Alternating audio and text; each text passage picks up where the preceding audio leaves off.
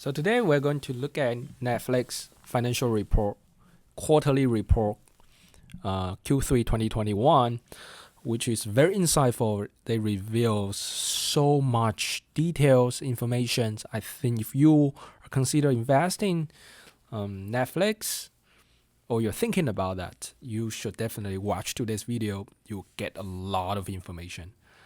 Before we dive in, if you would like to receive more investing stock analysis videos like this, don't forget to subscribe. And also, this is not the financial advice. This is just for educational purposes only. If you want to invest, definitely do your own due diligence and research before doing anything. So this is the later from Netflix for shareholders. Let's just look at the first things.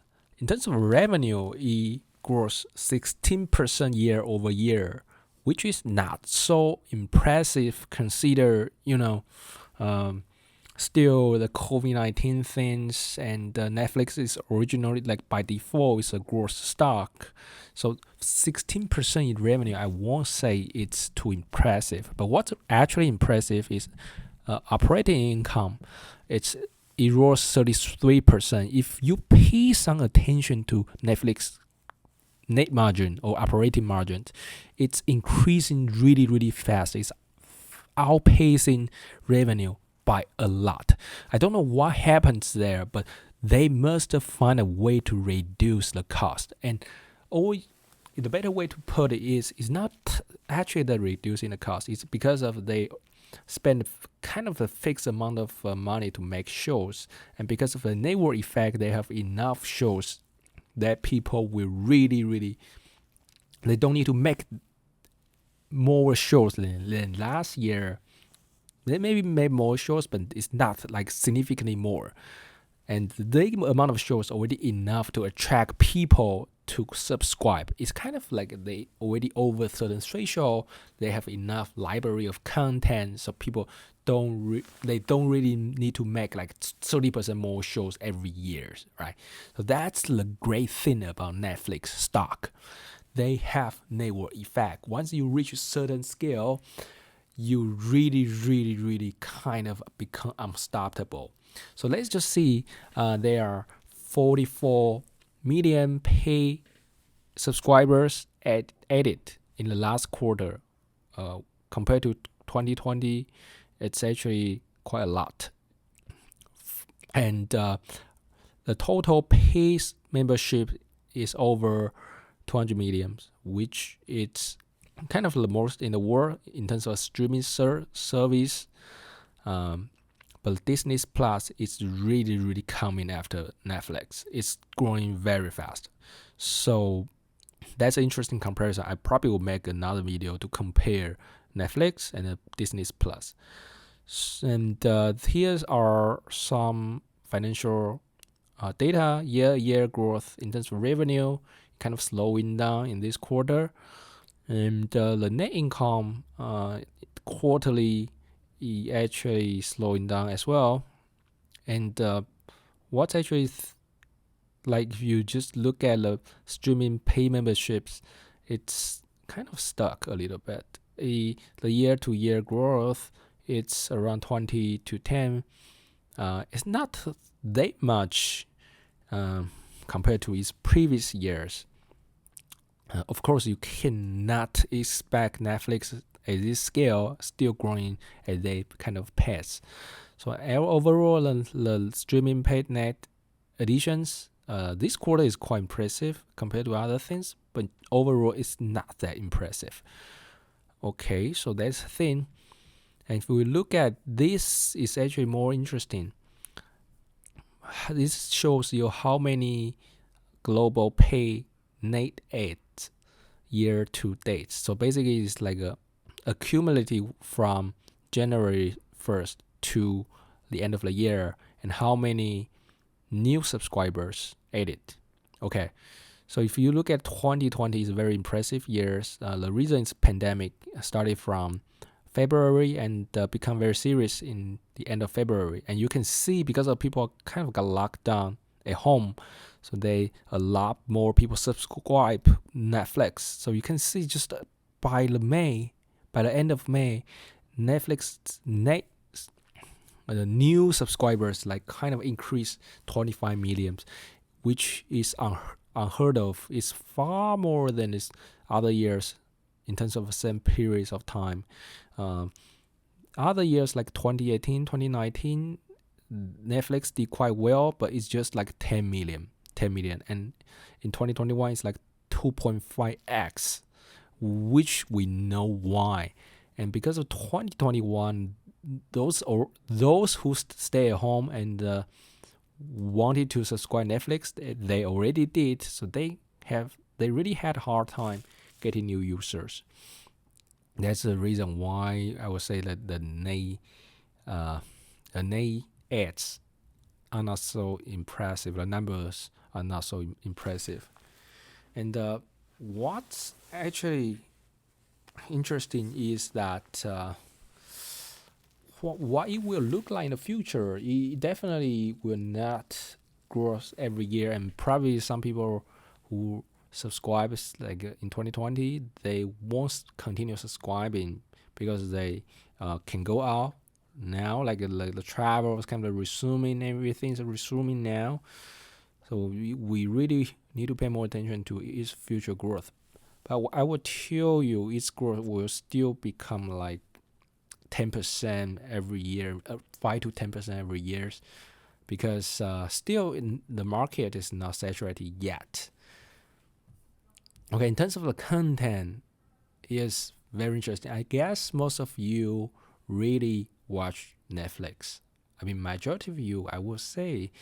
And I personally is a big heavy user of Netflix. Probably not really heavy, but I subscribed Netflix like many years ago. And these quarters, you need to know this video is about Q3 2021. So the shows are mostly about Q3, which is probably like July, August, to like September. Yeah, so these 3 months. So Money Heist season 5, it's gets a lot of traction. Got 69 million views, and Sex Education 55 million.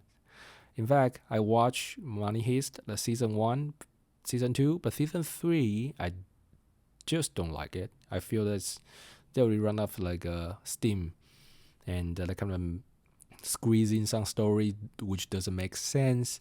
And Sex Education, I watched season 1, season 2, and I didn't like season 3 that much. But anyway, a lot of people like them, so good for them. And Queen's Gambit, and really got a lot of traction, yeah. And it just launched nearly end of the quarter, so we couldn't really get too much data about the Queen's Gambit, but it's really a great show I watch. And The Maid is also a very great show I watch as well.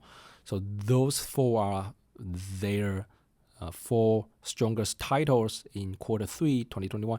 And you need to know the key thing to attract more subscribers is strong content. It's a great content. So here we are analyzing this content. That's extremely important. If you consider Netflix and you're not using Netflix, you should subscribe. You should know at least know that what their business are, why it's so attractive to people. And its value is really great. You just pay like $15 a month and you can enjoy such a great library of shows, movies. And one thing I found out is the Money Heist is a non-English language. And because previously there aren't that many non-English language shows really succeed at this scale, but Money Heist really proved that with subtitles and adapting, you really can be great shows, great story can really from everywhere, and it can be loved everywhere. And that's really what Netflix is serious working on. They want to kind of break the language barrier. Even these shows it's like Spanish, Japanese, Korean, they will make the dub really authentic and subtitles, so make people enjoy.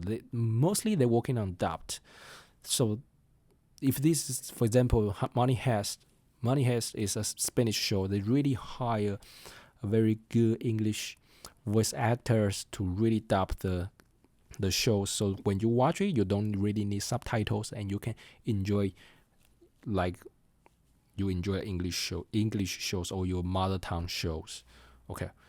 And they also do a local TV. Their strategy right now is like shifting. It's not just like English focus. It's focused on a lot of local content. If you look here, the local film, TV and film, they kind of producing them in more than 45 countries, which is a lot, and they will continue increasing. And one better example is Squid Game. It released in the end of Q3, so we won't have too much data about it, but it's Netflix's biggest TV show ever. In the first 4 weeks after it released, it got around 140 million member household views.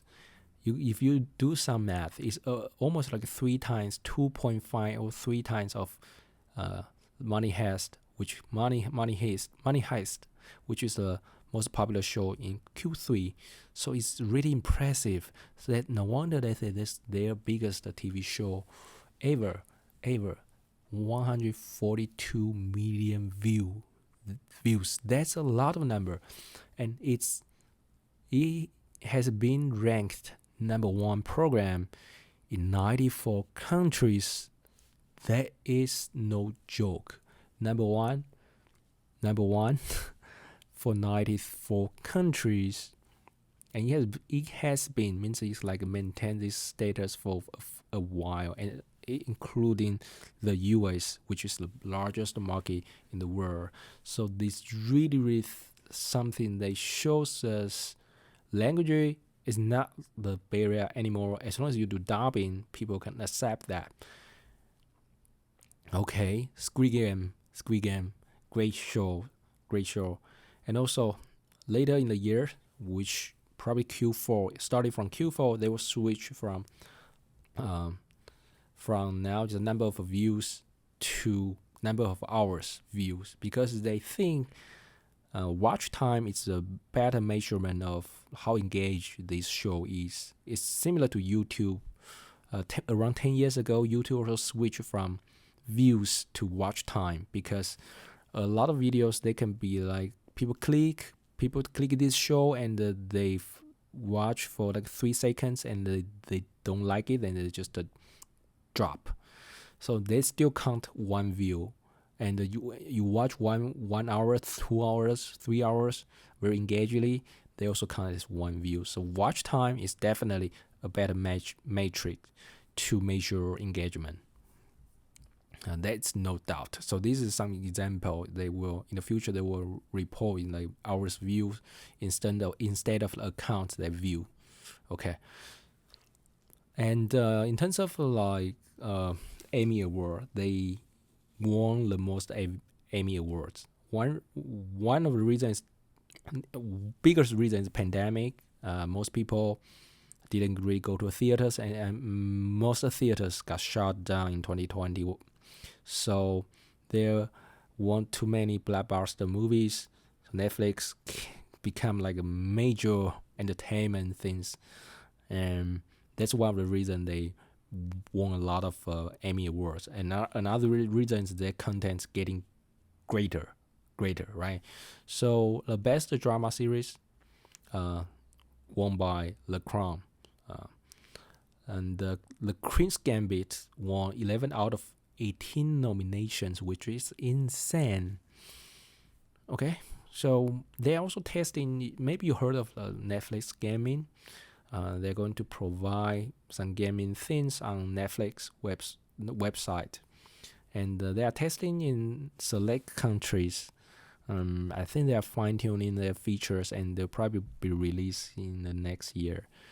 And one thing you really need to know is you don't need to pay extra to play those games. It's just included in your Netflix subscription, and there won't be any advertisement, and there won't be any in-app purchases, which is great, which is really, really great. I really had those things that I need to watch ads. I need to do in-app purchases. So shout out to Netflix. I don't know what kind of games they will be. I probably will do more research and make a video in the future.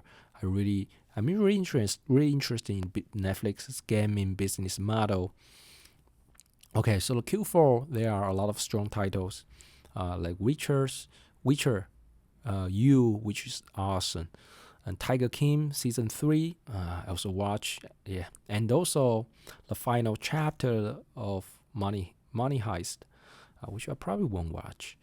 Yeah, but a lot of people like it. I believe the views for this will be probably 70 mediums, which is insane. Okay, so Q4 still a lot of strong titles. In terms of product, they continue. They do like they say, they try many different approaches to see how they can grow their revenue. And one of their plans in the developing countries, they provide free plan for mobile users in Kenya. And their plan is, if I give you free plan on mobile, and you probably will continue, you want to watch Netflix on your desktop or tablet or laptop, so that you will want to pay in the future. So they kind of is a funnel in approach. They want to get a free mobile users, because you watch it on mobile, definitely one day when you get a laptop or when you get home, you want to watch Netflix on bigger screen. It's like TV, laptop, PC, so they will pay more. So this is kind of experimental things. I don't know their result. They definitely didn't disclose, but I think that's an interesting thing. They continue trying things. Netflix is a company that very obsessed with A/B testing. So that's really, really great, because you need to do a lot of new approaches to adapt this changing world, changing market, also different market, right? So that's kind of the very strong growth engine for Netflix. It's been a strong growth engine for Netflix actually. So there are also some competition. The competition is very interesting. Like Netflix said, their competitors is not only streaming services, it's not only cable TV. They including reading a book, Amazon Kindles, or people browsing TikTok, playing Fortnite. So it's basically whatever they grab people's attention at home, they are Netflix competitors. For example, in October 4th, Facebook got a global outage for a few hours, and they experienced 14% increase during this time period. Means when people don't spend time on Facebook, they spend time on Netflix. So one of their competitors is Facebook. So definitely you apply the same logic, TikTok and other things, many different things. As long as those things you do at home, they are Netflix competitor. And here's where it gets interesting. They claim they are still quite small. They are less than 10% of US TV screen time, which I don't agree. I think they are pretty big, because Netflix is just consider Netflix is one TV channel, and it got around 10% of TV screen time. That's a lot. That's gigantic. Okay, so here is total US TV screen time. Other streaming service consists of 9%. Netflix is around 6%, and similar to YouTube. YouTube is world's second largest search engine. So 6% YouTube to Netflix, which I remember Netflix was larger, but now it's like 6% to 6%. Maybe YouTube is growing, outpacing Netflix. Okay, so Hulu, Prime Video, Disney Plus is still not comparable to Netflix, but in terms of memberships, Disney Plus is growing very fast. Cable TV 38%, broadcast 26%. So they claim they still have room to grow, but I believe the room in the US market is probably not that big. Okay, so that's all the analysis for Netflix. just going through what I say and give you some insights. Hope you learn something about Netflix. And definitely we are waiting. I'm also waiting for their Q4 annual report. I will make a future videos which is more comprehensive for Netflix overall strategy, anything like that. So if you would like to receive more stock analysis, company analysis videos like this, don't forget to subscribe. Other than that, enjoy your day, and I will see you next time.